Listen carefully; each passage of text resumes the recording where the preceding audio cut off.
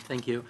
Since we briefed you last in December, we've issued one report from internal audit. It's on a specific targeted review, internal control review that we did on the county's procure-to-pay function and operation. It's specifically focused on some activities under the incubator program. That report was issued in May. We have 6 ongoing reviews as of now that are listed here. They're all very much in a relatively early phase of field work and data collection, et cetera, so there's no output information or findings or observations yet to report or share on those, and I would expect that most of those 6 should be wrapped up probably by September, and hopefully we should be able to brief you on some of the reports issued and some of the findings the next time we come back to you. So you're referring to that specific one, the one about the incubator piece? Yes, on Circle 5, it's report number 53 up at the top. Yes. Right, okay. Report, which one is that? You said on Circle 5? Circle 5, and then audit report issued since last appearance. Okay. Report number 53, issued on May 9th. Okay. I need to take a look at that one because I'll be honest, I had not looked at that particular one. Okay.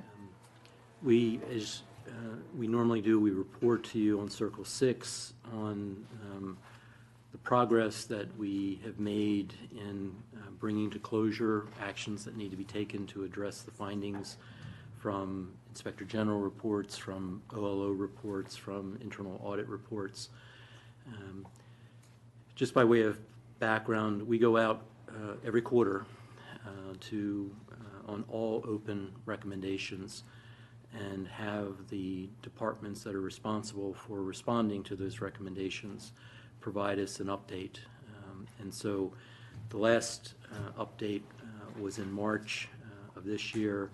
We're in the process of collecting back in right now updates as of June 30th. And so this will be updated again probably in another month's time. The only other ongoing reviews on that list. Yes. The first one, the review of procurement exempt county programs, is that in any way connected to the report from May 9th? Okay. It is, and let me make specific what that connection is. There were some concerns that had been identified during the review that was conducted that led to the report that was issued on May 9th. And some of the concerns were, are there other opportunities within the county in other programs or departments' offices for similar issues to exist? And so the item that you pointed to in terms of the review of procurement exempt county programs is taking a look at whether that set of circumstances and similar opportunities exist elsewhere in the county. I think the concerns were sufficiently important enough to make sure that if they existed anywhere else, let's make sure we've done due diligence to identify them and address them. How is the interface between, for example, let's say in this particular case where you do have this follow-up report, et cetera, so how does that interface with our external auditors? Is there a moment where there is a conversation about, I mean, as you're doing that work, right? Is there a moment where you say, okay, for the external auditors, perhaps this isn't something that should be added to everything that you are doing as well? One of the kudos that I want to give for the first time in the 3 years that I've been in this position, the external auditor actually came to interview me. And so there was an opportunity, actually a couple weeks ago, if I'm remembering, where they were aware of the circumstances that caused us to look at the procure-to-pay operation, and there was an opportunity to talk about risks from our perspective so that they could look at those as they felt appropriate moving forward. Excellent. Okay. Anything else? The only other thing I wanted to mention that's not on here, but just for awareness, We currently have 2 audit services contracts. As you know, most of our reviews are conducted via a contractor. The structure that's been set up historically that I came into was one contractor deals with any reviews that might involve protected health information, HIPAA type data.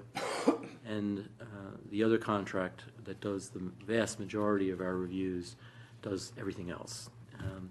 The contractor that does everything else, non-PHI related, is coming up on its expiration in October, and so we've been in the process of issuing an RFP for new proposals in, and we're currently going through those proposals and expect to have an award and a new contract in place before the October 22nd current expiration of that contract. So just, I didn't put that on here, but just for awareness. And that's it. All right, great. Questions? Good. Comments? Okay, well, thank you so much for that. Appreciate it. Appreciate all the work. All right, next item.